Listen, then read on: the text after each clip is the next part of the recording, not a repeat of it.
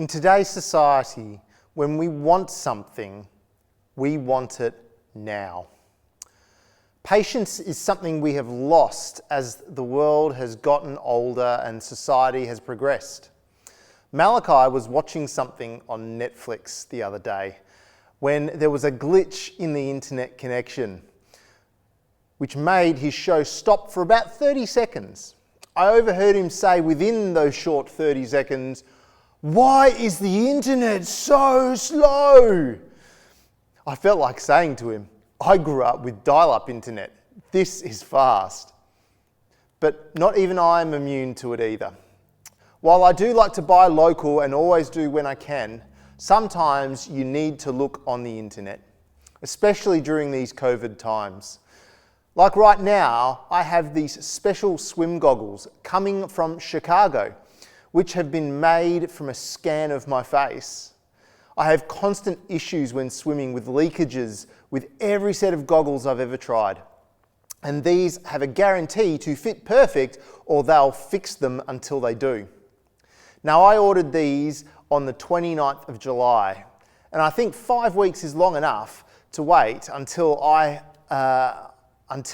remind myself that these are being individually made from a scan in another country halfway across the world during a pandemic. I think I need a little bit more patience, don't you? Now, from a Christian's perspective, we should be really good at being patient and waiting for events to happen. You just need to look throughout the Bible and you'll see narrative after narrative of people waiting for something to happen.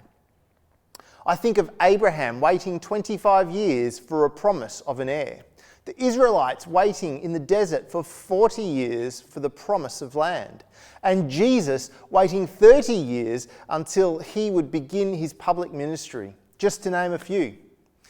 But like everyone else, we suffer from a lack of patience, even when it comes to Jesus returning. I cannot count on just both my hands the amount of times I've had the conversation about the number of biblical signs that would point to the end of times are here. Wars, famines, even this pandemic. And this leads to the question, so why is Jesus not here yet?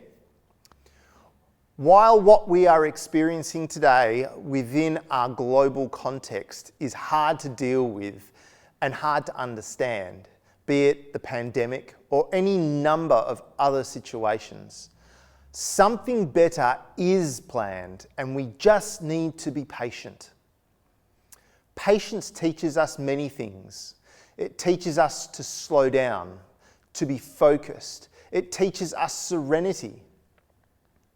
Reinhold Niebuhr penned what we know today as the Serenity Prayer.